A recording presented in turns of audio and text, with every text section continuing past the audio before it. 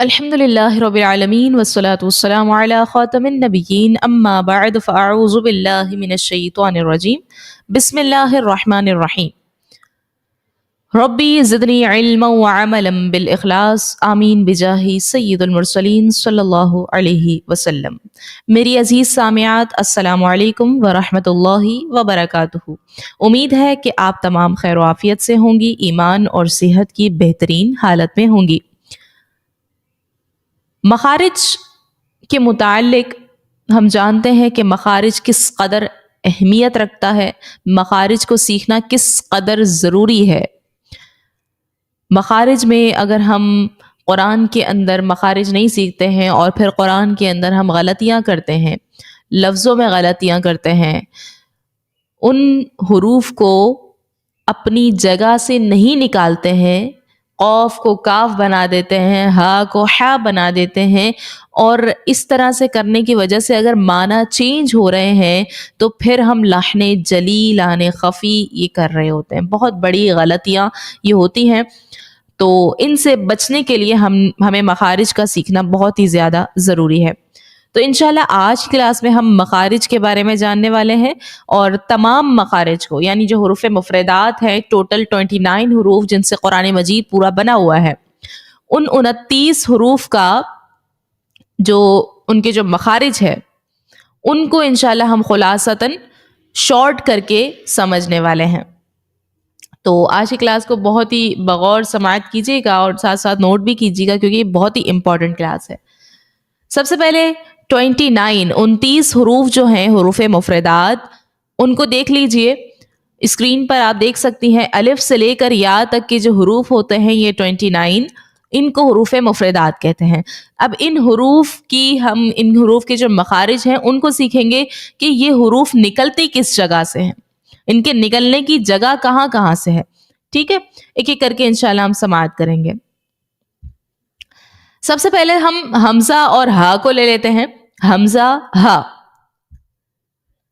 حمزہ ہا جو ہے یہ حلق کے ہمارے نیچے والے حصے سے ادا ہوتا ہے۔ ہمارے حلق کی جو نا 3 پارٹس ہیں، ایک ہوتا ہے نیچے والا حصہ، دوسرا درمیانہ حصہ اور اوپر والا حصہ، جس کو اقصائے حلق، وسط حلق اور سب سے اوپر والے کو ادنائے حلق کہا جاتا ہے۔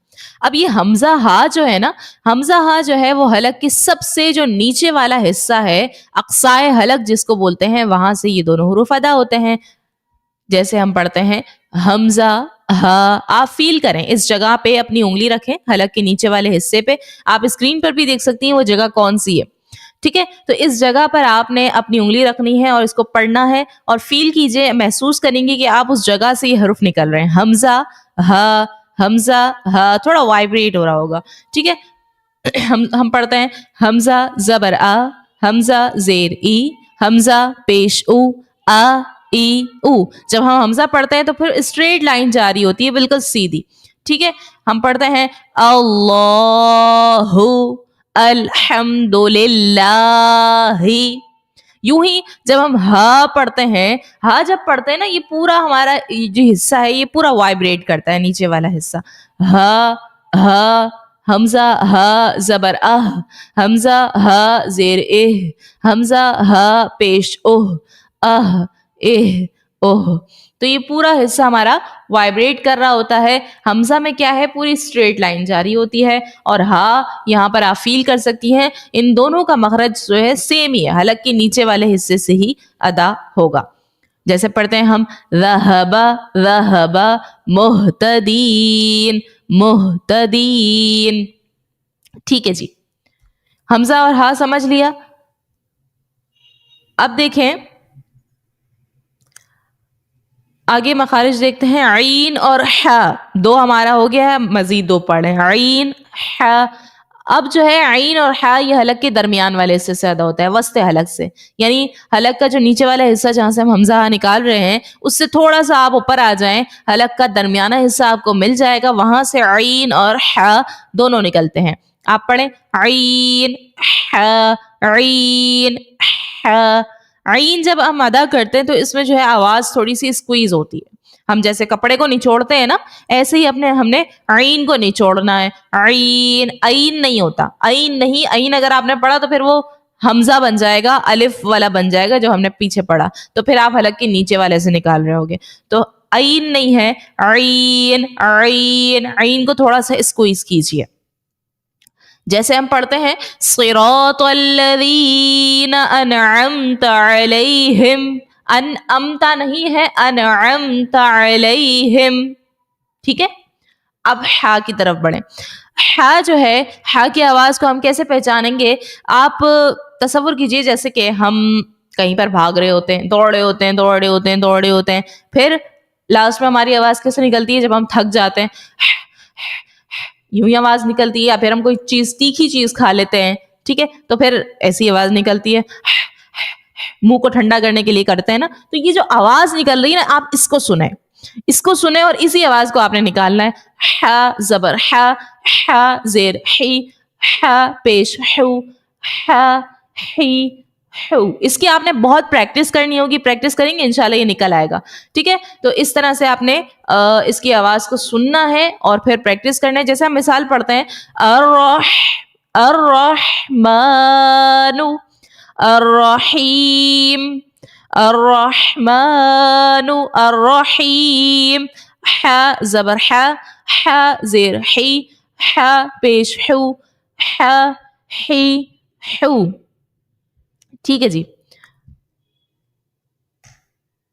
یہ دونوں بھی ہم پڑھ چکے ہیں. عین اور ہا یہ حلق کے درمیان والے حصے سے ادا ہوگا. آگے بڑھتے ہیں. غین اور خا. غین اور خا جو ہے نا, یہ حلق کے سب سے اوپر والے حصے سے ادا ہوتا ہے. میں نے بتایا آپ کو کہ حلق کے 3 پارٹس ہیں, سب سے نیچے والا, بیچ والا اور اوپر والا. نیچے والے سے حمزہ ہا, بیچ والے سے عین ہا اور اوپر والے سے غین خا. غین خا جو ہے اوپر والے سے نکلے گا. اب آپ فیل کیجئے اس کو پڑھتے ہوئے, غین خا اوپر کی جانب بڑھ رہا ہے, غین خا, غین زبر غا, غین زبر غا, ٹھیک ہے. غین زیر غی, غین پیش غو. آپ فیل کر رہے ہوں گے کہ اوپر سے آواز نکل رہی ہے. اچھا, غین کی آواز ہم کیسے نکالیں گے؟ جیسے کہ ہم غرغرہ کر رہے ہوتے ہیں, غرارے کر رہے ہوتے ہیں. جسے ہم غرارے کر رہے ہوتے ہیں تو غرارے میں ہماری آواز کیسے آتی ہے؟ غین کی آ رہی ہوتی ہے. غین زبر غا, غین زیر غی, غین پیش غو, غا غی غو, ٹھیک ہے. وہ جو غرارے میں آواز آ رہی ہوتی ہے وہی ہم نے غین اس طرح سے نکالنا ہے. بس اس چیز کا خیال رکھنا ہے کہ حلق کے اوپر والے حصے سے وہ آواز نکلے. جیسے ہم مثال پڑھتے ہیں غیر المغضوب علیہم, غا غا غا, ٹھیک ہے. یوں ہی آپ خا کو دیکھیں تو خا بھی اوپر والے حلق سے ہی نکلے گا. اس کی مثال ہے خالدین, خلق الانسان, خلق الانسان, ٹھیک ہے جی. 6 حروف ہمارے ہو چکے ہیں, مخارج ہم سیکھ چکے ہیں. آگے بڑھیں. قاف اور کاف. قاف اور کاف کا جو مخرج ہے, پہلے قاف کا مخرج اور کاف کا مخرج بھی سمجھتے ہیں. پہلے اس چیز کو آپ ذہن میں رکھیں کہ قاف اور کاف میں جو فرق ہے وہ اس چیز کا ہے کہ قاف کو آپ نے موٹا پڑھنا ہے اور کاف کو باریک پڑھنا ہے. خود بخود اس کا جو مخرج ہے وہ اچھی طرح سے آپ نکال پائیں گے. اچھا جی, قاف کا مخرج یہ ہے کہ جب بھی زبان کی جڑ تالو کے نرم حصے سے لگتی ہے تو قاف ہمارا نکل آتا ہے, اور زبان کی جڑ جب تالو کے سخت حصے لگے تب کاف نکلے گا. اب نرم حصہ کیا ہے؟ جو سافٹ پیلٹ ہے ہمارا, آپ پکچر میں دیکھ سکتی ہیں. سافٹ پیلٹ یہ حصہ ہے, اور تھوڑا سا آپ آگے آئیں گے تو وہ ہارڈ پیلٹ جو سخت حصہ ہے وہ مل جائے گا. آپ ادا کیجئے قاف, قاف. زبان کی جڑ ہماری اوپر کی جانب جا رہی ہے سافٹ پیلٹ کی طرف, نرم حصے کی طرف, قاف. اور اگر ہم کاف پڑھتے ہیں کاف, کاف, تھوڑا سا اور آگے آ رہا ہے, ٹھیک ہے. تو ہم نے اس میں کس چیز کا خیال رکھنا ہے؟ قاف کو موٹا پڑھنا ہے اور کاف کو باریک پڑھنا ہے. بس اس چیز کا آپ نے خیال کرنا ہے. آگے بڑھیے. جیم, شین اور یا. جیم, شین, یا کا مخرج جو ہے وہ سیم ہے آلموسٹ, اور مخرج یہ ہے کہ زبان کا درمیانہ حصہ جب تالو کے درمیان سے لگے تو جیم, شین, یا نکل آتا ہے. اب زبان کا درمیان کیا ہے؟ زبان ہے ہماری, اس کا جو بیچ والا حصہ ہے نا, بیچ والے حصے کو لیں, وہ بیچ والا حصہ آپ کے اوپر کی جانب بیچ والے حصے سے لگے, دونوں آپس میں درمیانے حصے سے ٹکرائے تو جیم, شین, یا ادا ہو جائے گا. یہ آلموسٹ ان کا مخرج سیم ہے, جیم, شین, یا. بس اس میں تھوڑے تھوڑے گیپ رہتے ہیں, ان میں اتنا فرق ہے, باقی جیم, شین, یا کا مخرج سیم ہے. اور بہت ہی آسان ہے. زبان کا درمیان تالو کے درمیان سے لگنا چاہیے تو جیم شین یا نکل آئے گا. آگے بڑھیے. ضاد. ضاد جو ہے, ضاد کا مخرج سمجھنے سے پہلے اتنا ذہن میں رکھیے یہ چیز کہ ضاد, بعض لوگ اس کو ضاد پڑھتے ہیں اور بعض لوگ ضاد پڑھتے ہیں, لیکن ہم چونکہ اہل عرب کے طریقے کو اپناتے ہیں اسی لیے ہم اس کو ضاد پڑھتے ہیں. اہل عرب بھی اس کو جو ہے اس حرف کو ضاد پڑھتے ہیں, وہ ضاد نہیں پڑھتے, تو ہم اہل عرب کے طریقے کو اپناتے ہیں. اور حدیث مبارکہ میں بھی رسول اللہ صلی اللہ علیہ وسلم نے اہل عرب کے طریقے کو اپنانے کا حکم دیا گیا ہے, تو اس کو ہم نے ضاد نہیں بلکہ ضاد پڑھنا ہے. اب اس کا مخرج دیکھیں, زبان کی کروٹ جب اوپر کے داڑوں کی جڑوں سے لگے تو ضاد نکل آتا ہے. زبان کی کروٹ ہے, اس کو آپ نے اوپر کے داڑھوں سے لگانا ہے, داڑھ دانت نہیں, داڑھوں سے لگانا ہے. آپ پڑھیں ضاد ضاد, اور سامنے کے داڑھوں سے نہیں. بعض لوگ پڑھتے ہیں ضاد ضاد, موٹا پڑھنے کے چکر میں وہ غلط پڑھتے ہیں, دواد بھی پڑھتے ہیں, تو اس طرح نہیں پڑھنا ہے. ہمارے جو سائڈ کے دانت ہے اس طرف لے کر آئے, آپ اس کو سائڈ کی جو داڑھ ہے ضاد ضاد سائڈ پہ لانا ہے اپنی زبان کی کروٹ کو, ٹھیک ہے. ضاد ضاد, اس کی خوب پریکٹس کیجئے گا. زبان کی کروٹ کو آپ نے اپنے داڑھوں سے لگانا ہے, دانتوں سے نہیں لگانا. آگے بڑھیے. لام. لام کا مخرج یہ ہے کہ طرف لسان جب دواحق سے لے کر ثنایا تک کے مقابل مسوڑوں سے لگے تو لام نکل آتا ہے. طرف لسان کیا ہے؟ طرف لسان سے مراد, لسان تو کہتے ہیں زبان کو. ہمارے زبان کا جو کنارہ ہے نا, ایک کنارہ ہوتا ہے یہ سائڈ والے, دوسرا کنارہ ہے یہ نوک کے بالکل سائڈ والے جو کنارے ہیں. تو زبان کے یہ جو سامنے والے کنارے ہیں, آپ فیل کیجئے اس چیز کو, پڑھیں جب آپ لام لام, زبان کی نوک ہے, اس کی جو برابر والا حصہ ہے دونوں سائڈ, اس کو کہیں گے طرف لسان. اب طرف لسان جب آپ کے دواحق سے لے کر ثنایا تک کے لگے, اب دواحق سے ثنایا کیا ہیں, یہ دانتوں کے نام ہیں. دواحق ہنسنے والے جو دانت ہوتے ہیں, ان دانتوں سے لے کر ثنایا تک کے, یعنی جو سامنے کے دو دانت ہیں, یہ سامنے کے دو دانت سے لے کر پیچھے سائڈ ہنسنے کے دو دانت جو ہے, ہنسنے کے جو دانت ہیں ہمارے, وہاں تک کے لگے. کیا چیز؟ طرف لسان. زبان کے جو کنارہ ہے وہ طرف دواحق سے لے کر ثنایا تک کے مقابل لگے, مسوڑوں کے ساتھ لگے, اس کے مسوڑوں سے. ہاں آپ پڑھیں لام, اس کے مسوڑوں میں جا کے لگ رہا ہے, آپ دیکھ رہے ہوں گے. لام لام, زبان کا کنارہ ہمارے دواحق سے لے کر ثنایا تک کے جو دانت ہیں ان کے مسوڑوں کے ساتھ جا کر لگ رہا ہے تو یہ لام نکل آتا ہے. اب نون کا مخرج دیکھیے. نون کا مخرج ہے کہ طرف لسان جب انیاب سے لے کر ثنایا تک کے دانتوں کی جڑوں سے لگے تو نون ادا ہوتا ہے. طرف لسان آپ سمجھ چکے ہیں, زبان کا جو کنارہ ہے وہ چیز کہاں پر لگے؟ انیاب سے لے کر ثنایا. ثنایا سامنے کے دو دانت, اور انیاب یہ جو پیچھے والے دانت ہوتے ہیں, پیسنے والے نوکیلے جو دانت ہوتے ہیں, انیاب اس کو بولتے ہیں. تو وہاں تک کے جب لگے دانتوں کی, اس کی جڑوں سے لگے تو نون نکل آتا ہے. آپ پڑھیں نون نون, یہ نوکیلے جو دانت ہے اس پہ جا کر یہ لگ رہا ہے نون, ٹھیک ہے جی. اب رو کی مخرج کو دیکھیں. رو کا مخرج ہے کہ پشت لسان جب مقابل کے تالو سے لگے تو رو ادا ہوتا ہے. اب یہ پشت لسان کیا ہے؟ آپ پڑھتے ہو رو رو, پشت لسان جب زبان کو فولڈ کرو تو یہ فیل ہو رہا ہے آپ کو, اس کو کہیں گے پشت لسان جو نیچے والا حصہ ہے. آپ اسکرین پر بھی دیکھ سکتی ہیں, اس کو کہیں گے پشت لسان. اس پشت لسان کو جب آپ مقابل کے تالو سے لگاتے ہو, اس کے بالکل مقابل کے تالو سے لگاتے ہو اوپر کی جانب, تو آپ کا رو نکل آئے گا. جیسے آپ پڑھتے ہو رو رو رو, اس کے مقابلے میں لگا رہے ہو نا, تو یہ آپ کا رو نکل آ رہا ہے. آگے بڑھیں. تا دال تو. تا دال تو جو ہے اس کو حروف نطعیہ کا نام دیا جاتا ہے, اور ان تینوں کا مخرج جو ہے وہ سیم ہے. زبان کی نوک جب سامنے کے دو دانتوں کی جڑوں سے لگے تو تا دال تو نکلتا ہے. زبان کی نوک آپ کو معلوم ہے, زبان کی جو سامنے کی نوک ہوتی ہے, ٹپ آف دی ٹنگ, یہ کہاں پر لگے؟ جب سامنے کے دو دانتوں کی جڑوں سے, سامنے کے دو دانت ہیں ان کی جڑوں سے آپ نے لگانا ہے. کس کو؟ زبان کی نوک کو. آپ پڑھو تا دال تو, آپ فیل کر رہے ہوگے تینوں ہی حروف اس جگہ سے ہی نکل رہے ہیں. اچھا ان میں فرق کیا ہے؟ فرق یہ ہے کہ تا دال جو ہے اس کو باریک پڑھنا ہے، تو کو آپ نے موٹا پڑھنا ہے، پر پڑھنا ہے، تو ٹھیک ہے، اس چیز کا خیال رکھیے گا. آگے بڑھیں.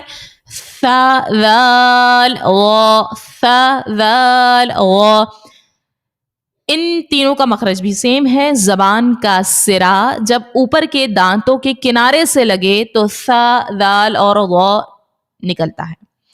زبان کا سرا یہ آپ دیکھ رہے ہیں اسکرین پر غور کیجئے.